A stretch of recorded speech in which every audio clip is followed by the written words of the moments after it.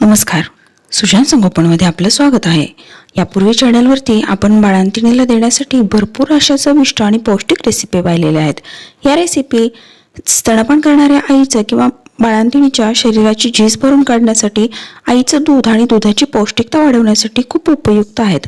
आज आपण बाळंतिणीला किंवा स्तनपान करणाऱ्या आईला देण्यासाठी पौष्टिक अशा 4 प्रकारच्या खीर पाहणार आहोत।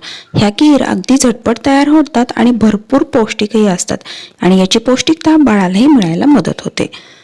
सुजान संगोपन या चॅनलवर आपण आपल्या बाळाच्या सुयोग्य आणि सुदृढ वाढीसाठी उपयुक्त माहिती जाणून घेऊ शकता। त्यामुळे चॅनलला नक्की सबस्क्राइब करा आणि सोबत असणाऱ्या बेल बटन दाबायलाही विसरू नका। तसेच या चॅनलवरील उपयुक्त माहितीचे व्हिडिओ नवनवीन पालकांसोबत शेअर करा। व्हिडिओ आवडला तर लाईक आणि कमेंट करा। डिंकाची खीर। डिंकाचं सार तयार करण्यासाठी सगळ्यात अगोदर आपण ड्रायफ्रूट पावडर तयार करून घेऊया। यासाठी की मी थोडंसं जायफळ, काजू, बदाम, गोडांबी आणि मखाणे घेतलेले आहेत। तसेच यामध्ये तुम्ही अक्रोडही टाकू शकता। असे ड्रायफ्रूट शरीरात ऊर्जा निर्माण करण्यासाठी, हाडे मजबूत करण्यासाठी, रोगप्रतिकार शक्ती वाढवण्यासाठी, शरीराची झीज भरून येण्यासाठी, आईचं दूध वाढवण्यासाठी आणि दुधाचे गुणधर्म वाढवण्यासाठीही उपयुक्त असतात। आई जर आहारात असे पदार्थ घेत असेल तर दुधावाटे ते बाळालाही मिळतात आणि त्यामुळे बाळाला त्याचा फायदा होतो। आता ड्रायफ्रूट व्यवस्थित भाजून झाल्यानंतर मी त्याची पावडर तयार करून घेणार आहे। आता डिंकाचं सार बनवण्यासाठी मी एका कढईमध्ये तूप घालून घेतलेलं आहे। साजूक तुपावरती याला खूप छान चव येते, त्यामुळे आपण तुपामध्ये ही खीर बनवूया आणि हा डिंक आपण परतून घेऊया। शरीरातील थकवा कमी करण्यासाठी, ताकद येण्यासाठी, रोगप्रतिकार शक्ती वाढवण्यासाठी, हाडे मजबूत करण्यासाठी, बद्धकोष्ठता कमी होण्यासाठी आणि आईचे दूध वाढवण्यासाठी डिंक हा उपयोगी असतो। खाण्याचा डिंक हा कसा ओळखावा? तर डिंक हा स्वादहीन, गंधहीन, चिकट आणि पाण्यामध्ये सहज विरघळणारा असतो, तो खाण्याचा डिंक असतो। डिंक हा प्रोटीन, कॅल्शियम, मुख्य म्हणजे व्हिटॅमिन डी आणि गुड फॅट्स तसेच कॅलरीजचा उत्तम स्रोत आहे। त्यामुळे बाळंतिणीच्या आहारात लाडू, खीर अशा पदार्थांमधून डिंकाचा समावेश आवर्जून केला जातो। अशी डिंकाची खीर आपण बाळंतिणीला नाश्त्यामध्ये देऊ शकता।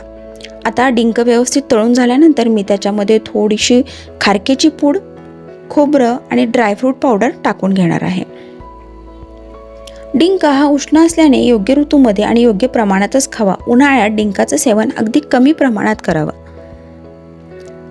आता ह्या पावडर तुपावरती व्यवस्थित परतून झाल्यानंतर आपण त्याच्यामध्ये पाणी घालून थोडासा गूळ घालून घेणार आहोत। बाळंतिणीच्या आहारात साखर देण्याऐवजी गूळ देणं कधीही श्रेयस्कर असतं। गूळ हा आयर्नचा उत्तम स्रोत असतो आणि बाळंतिणीला ताकद देण्यासाठी, ऊर्जा देण्यासाठी तसेच दूध वाढवण्यासाठीही उपयुक्त असतो। आता आपण हा जो डिंक तळून घेतला होता तो आतपर्यंत व्यवस्थित तळला जाईल याची काळजी घ्यायला हवी आणि हा डिंक आपण हाताने फोडून किंवा मिक्सरला वाटूनही टाकला तरीही चालेल। तो डिंक आपण याच्यामध्ये टाकून घेणार आहोत। हा डिंक पटकन अगदी ह्या सारामध्ये वितळला जातो आणि थोडाफार राहिला तर तो खाण्यातही त्याची वेगळी चव येत नाही, अगदी कुरकुरीत असा हा आपण खाऊ शकतो। तर अशा पद्धतीने हा अगदी 2 मिनिटात शिजला जातो आणि हा शिजलेला डिंक आणि बाकीचे हे यामध्ये भरपूर सारे पौष्टिक पदार्थ आहेत, त्यामुळे बाळंतिणीला दूध वाढण्यासाठी, हाडे मजबूत होण्यासाठी आणि बाळाला पौष्टिक दूध मिळण्यासाठी हा फायदेशीर आहे। आता हे सार आपण थोडंसं कोमट करून घेणार आहोत आणि खाण्याच्या वेळी याच्यामध्ये थोडंसं दूध घालून किंवा अशा रीतीनेही हा सार खाल्ला तरी। मेथी दाण्यांची खीर।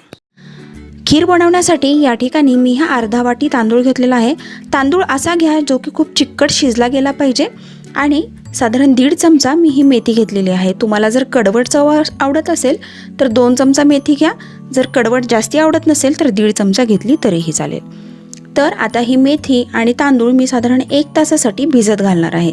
आता 1 तास तांदूळ भिजल्यानंतर आणि मेथी भिजल्यानंतर मी ते निथळून घेऊन आपण ती मेथी मंद गॅसवरती भाजून घेणार आहोत। मेथी आणि तांदूळ अशा पद्धतीने भाजून घेतल्यामुळे ते वाटण्यासाठी सहज वाटले जातात। तुम्हाला जर असे भाजून वाटायचे नसतील तर तुम्ही हे डायरेक्ट कुकरला शिजवून घेतले तरीही चालतील, त्यांनीही ह्याची दाटसर पेस्ट व्हायला मदत होते।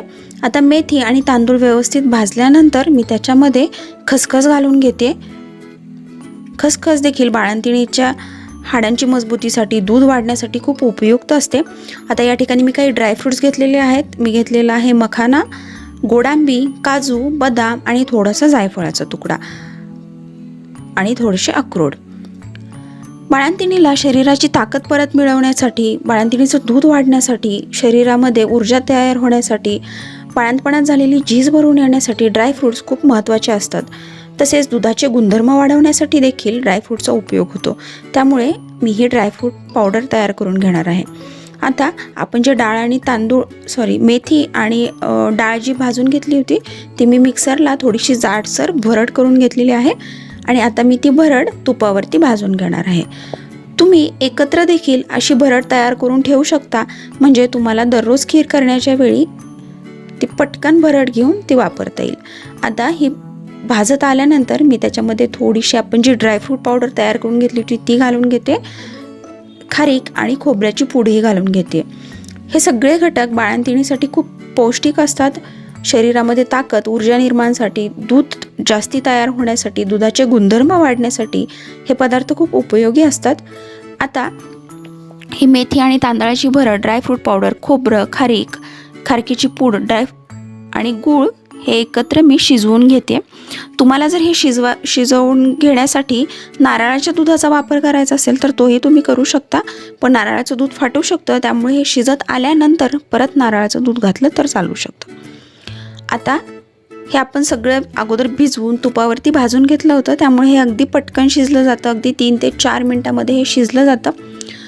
आता याच्यामध्ये चवीसाठी आपण गूळ घातलेला आहे आणि हा गूळ थोडासा काळसर आहे, केमिकल फ्री आहे, त्यामुळे याला रंग काळा आलेला आहे. पण तुम्हाला जर साखर घालायची असेल तर साखरही घालू शकता, परंतु बाळंतिणीला जर तुम्ही साखर देत असाल तर बाळाच्या आईला आणि बाळालाही बद्धकोष्ठतेचा त्रास होऊ शकतो. त्यामुळे गूळ दिलेलं कधीही श्रेयस्कर. गूळ हा आयर्ननी समृद्ध असतो, त्यामुळे ॲनिमिया कमी होण्यासाठी याची मदत होते. तर आता ही खीर मस्त शिजवून झालेली आहे आणि याच्यामध्ये थोडंसं थंड झाल्यानंतर तुम्ही नारळाचं दूध किंवा आपण जे घरी वापरतो ते दूध घालून ही बाळंतिणीला सर्व करू शकता. दूध हे अगदी गरम असताना घालू नका, कारण त्याच्यामध्ये आपण गूळ घातलेला होता तर दूध फाटू शकतं. आता याच्यामध्ये वरतून थोडंसं तूप घालून तुम्ही बाळंतिणीला ही खीर सर्व करू शकता. सकाळच्या नाश्त्यामध्ये तुम्ही ही खीर देत असाल तर अगदी उत्तम आहे. या ठिकाणी मी साधारण पोह्याचे 2 चमचे खसखस घेतलेली आहे. खसखस हे एक मसाल्याचा पदार्थ आहे, तो तुम्हाला कुठल्याही किराणा सामानाच्या किंवा ड्रायफ्रूट जिथे मिळतात त्या दुकानात सहज मिळेल. त्यानंतर मी इथे 5 ते 6 बदाम घेतलेले आहेत आणि 2 ते 3 अक्रोड घेतलेले आहेत. खसखस आणि बदाम व्यवस्थित धुवून आपण साधारण 3 ते 4 तासासाठी हे भिजवून ठेवूया. खसखशीची खीर बाळंतिणीला सकाळी नाश्त्यात देणं खूप फायदेशीर ठरतं, त्यामुळे रात्री खसखस भिजवून सकाळी त्याची खीर करणं अगदी उत्तम. आता खसखस आपली भिजून व्यवस्थित 4 ते 5 तासानंतर तयार झालेली आहे. आता यातलं पाणी नितळून घेऊया, तोपर्यंत आपण इकडे दूध गरम करायला ठेवूया. आईचे दूध आणि दुधाचे गुणधर्म वाढवण्यासाठी खसखस खीर उपयोगी असते. बौद्धिक विकासासाठी, रोगप्रतिकारशक्ती वाढवण्यासाठी, धातू पोषणासाठी ही खसखशीचे खूप सारे फायदे आहेत. यातूनच आईच्या दुधातून बाळाला याचे खूप सारे फायदे मिळतात. आता दूध उकळेपर्यंत आपण हे खसखस, बदाम, अक्रोड आणि त्याच्यामध्ये मी थोडेसे खजूर घालते, हे वाटण आपण मिक्सरला बारीक वाटून घेऊया. जर तुम्हाला हवं असेल तर तुम्ही याच्यामध्ये केशर, इतर ड्रायफ्रूट्स देखील घालू शकता. आता दूध व्यवस्थित उकळून झाल्यानंतर आपण ही जी पेस्ट बारीक वाटून घेतलेली होती ती दुधामध्ये घालून घेऊया. हे अगोदर आपण भिजत घातलेलं होतं, त्यामुळे हे लवकर शिजलं जातं, पचायलाही ते हलकं होतं खसखस भिजत घातल्यामुळे. तुम्हाला जर अगदी वेळच नसेल तर तुम्ही दुधामध्ये ही डायरेक्ट ही खसखस शिजवून घेतली तरीही चालेल, पण अगोदर भिजत घातली तर ही खसखस पचायला सोपी जाते. त्यामुळे अगोदर अशी खसखस भिजत घाला आणि त्यानंतर वाटण करून ती दुधामध्ये 4 ते 5 मिनिट फक्त शिजवून घ्या. अगदी लवकर ही खसखस शिजली जाते. आता खसखस व्यवस्थित शिजून तयार झालेली आहे. आता मी गॅस बंद करते. तुम्हाला हवं असेल तर तुम्ही याच्यामध्ये थोडेसे ड्रायफ्रूट्स पावडर, केशर, जायफळ वेलची पूड किंवा खारीक पूड काही घालू शकता. याने चव याची उत्तम होते, गुणधर्मही वाढतात. आता ही खसखस खीर आपण याच्यामध्ये थोडंसं तूप घालून बाळंतिणीला खायला देऊ शकता. बाळंतिणीसोबतच लहान मुलांना, घरातील आजारी व्यक्तींनाही ही खीर खायला देणं उत्तम आहे. याच्यामध्ये आपण खजूर घातलं होतं, त्यामुळे याला थोडासा गोडवा आहे, पण तुम्हाला जर याची गोडी आणखीन वाढवायची असेल तर चवीसाठी थोडासा गूळही घालू शकता. परंतु गूळ मात्र गरम असताना घालू नका, थंड असताना घाला, म्हणजे खीर फाटली जाणार नाही. अळीवाची खीर. या ठिकाणी मी हा 2 चमचे आळीव घेतलेला आहे। हा पोह्याच्या चमच्याने आळीव 2 चमचे घेतलेला आहे मी। आळीव म्हणजे असे लालसर रंगाचे बारीक बी असतात, हे तुम्हाला कुठल्याही किराणा मालाच्या दुकानात सहज मिळतील। आता हा आळीव मी एकदा स्वच्छ पाण्याने धुवून साधारण 3 ते 4 तास पाण्यात भिजत ठेवणार आहे। आळीव भिजल्यानंतर तो छान फुगला जातो, त्यामुळे आपण हा आळीव भिजवून घेऊया। आता साधारण 3-4 तास भिजलेला आळीव हा असा फुगून तयार झालेला आहे। तुम्ही संध्याकाळी भिजत घालून सकाळीही याची खीर बनवू शकता। आपण पाहू शकतो याला असे छोटे छोटे तंतू निघाल्यासारखे होतात, म्हणजे हा छान फुगला जातो। त्यानंतर मी थोडंसं खोबरं, गूळ आणि खारीक पूड घेतलेली आहे। तर पॅनमध्ये मी तूप घालून त्याच्यामध्ये मी गूळ वितळून घेणार आहे। बाळंतिणीला आहारात साखर देण्याऐवजी गूळ देणं कधीही उत्तम असतं। गूळ आयर्नचा उत्तम स्रोत आहे, त्याच्यामुळे बाळंतिणीच्या शरीराची झालेली झीज भरून यायला मदत होते। आळीवामध्ये लोह, folate, vitamin C, vitamin A, vitamin E, fibre आणि प्रोटीन मुबलक प्रमाणात असतात। त्यामुळे बाळंतिणीला आळीवाची खीर देण्याने खूप सारे फायदे होतात। दूध वाढायला मदत होते, शरीराची झीज झालेली यायला मदत होते। आळीव हा आयर्नचा उत्तम स्रोत आहे, त्यामुळे ॲनिमिया कमी करण्यासाठी मदत होते, हिमोग्लोबिन वाढतं। तसेच याच्यामध्ये फायबर मुबलक प्रमाणात असल्यामुळे पोट साफ व्हायलाही मदत होते, वजन नियंत्रित ठेवतं। आळीव हे प्रकृतीने उष्ण असतं, त्यामुळे सर्दी कफावरतीही प्रतिबंध करतं। आळीवामध्ये प्रोटीन, लोह यासारखी पोषण तत्वे असतात, जे की बाळंतिणीला पुरेसं दूध देण्यासाठी उपयुक्त ठरतात। तसेच केसगळती कमी होण्यासाठी आणि त्वचेला पोषण मिळण्यासाठी आळीवाचे खूप सारे फायदे होतात। आता हा 3 ते 4 मिनिटांमध्ये आळीव व्यवस्थित शिजला गेल्यानंतर मी याच्यामध्ये हे सुकं खोबरं आणि खारकीची पूड घालते। तुम्हाला हवं असेल तर तुम्ही याच्यामध्ये ड्रायफ्रूट पूड हे घालू शकता, जायफळ वेलची पूडही घालू शकता, त्याने याला छान चव येते। आळीव उष्ण असल्याने गरोदरपणात खाणे आवर्जून टाळा। उन्हाळ्यातही आळीवाचा वापर कमी प्रमाणात करा। बाळंतिणीला सकाळचा नाश्ता म्हणूनही तुम्ही ही खीर देऊ शकता। आठवड्यातून 2 ते 3 वेळी आलटून पालटून आपण अशी खीर बाळंतिणीला देऊ शकतो। परंतु बाळंतिणीला आहारात देताना एकाच दिवशी सगळे पदार्थ, म्हणजे आजच डिंकाची खीर, त्याच दिवशी आळीवाचा लाडू, त्याच दिवशी आळीवाची खीर, त्याच वेळी खसखशीची खीर, असं एकत्र देण्याऐवजी आलटून पालटून हे पदार्थ द्या। म्हणजे दररोज सकाळी नाश्त्यासाठी यातील एक पदार्थ तुम्ही बाळंतिणीला देऊ शकता। याने दूध खूप चांगल्या प्रकारात यायला मदत होतं।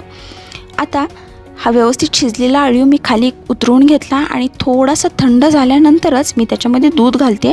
दूध अगदी गरम असताना घालू नका, कारण आपण याच्यामध्ये गूळ घातलेला आहे, त्यामुळे दूध फाटू शकतं। त्यामुळे थोडंसं सर्व करताना कोमट असताना असं दूध घालून हे बाळंतिणीला आपण खायला देऊ शकता।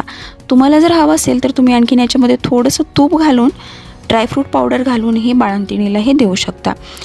याचे भरपूर सारे फायदे आहेत, जे की बाळाच्या आईलाही मिळतात आणि आईच्या दुधावाटे बाळालाही याचे फायदे मिळायला मदत होते। लहान मुलांना देखील, म्हणजे 1 वर्षाच्या पुढील बाळालाही तुम्ही ही आळीवाची खीर देऊ शकता। याचे भरपूर सारे फायदे असतात।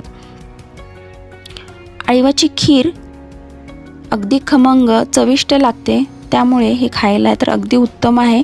बाळंतिणीचं दूध वाढवण्यासाठी याचा सगळ्यात जास्ती फायदा होतो। शरीराची झीज भरून काढण्यासाठी याचा चांगला फायदा होतो। आज दाखवलेल्या 4ही खीर आपल्याला खूप आवडल्या असतील आणि हा व्हिडिओ आपल्यासाठी उपयुक्त ठरला असेल अशी अपेक्षा आहे। सुजन संगोपन या चॅनलवर आपण योग्य आणि सुदृढ वाढीसाठी उपयुक्त माहिती जाणून घेऊ शकता, जसे की उन्हाळ्यात, हिवाळ्यात, पावसाळ्यात बाळाची कशी काळजी घ्यावी, गरोदरपणात आईची आणि बाळाची कशी काळजी घ्यावी, लहान मुलांची रोगप्रतिकार शक्ती कशी वाढवावी, लहान मुलांची बौद्धिक क्षमता कशी वाढवावी, लहान मुलांच्या विकासातील भरपूर अशा महत्त्वपूर्ण गोष्टी, लहान बाळासाठी चविष्ट आणि पौष्टिक अशा रेसिपीज याबद्दलचे बरेचसे उपयुक्त माहितीचे व्हिडिओ आपण चॅनलवरती पाहू शकता। त्यामुळे चॅनलला नक्की सबस्क्राईब करा। नवनवीन पॅरेंट्ससोबत, तुमच्या मित्रमैत्रिणी, नातेवाईकांसोबत या चॅनलवर व्हिडिओ शेअर करा, म्हणजे त्यांनाही या माहितीचा फायदा होईल। थँक्यू।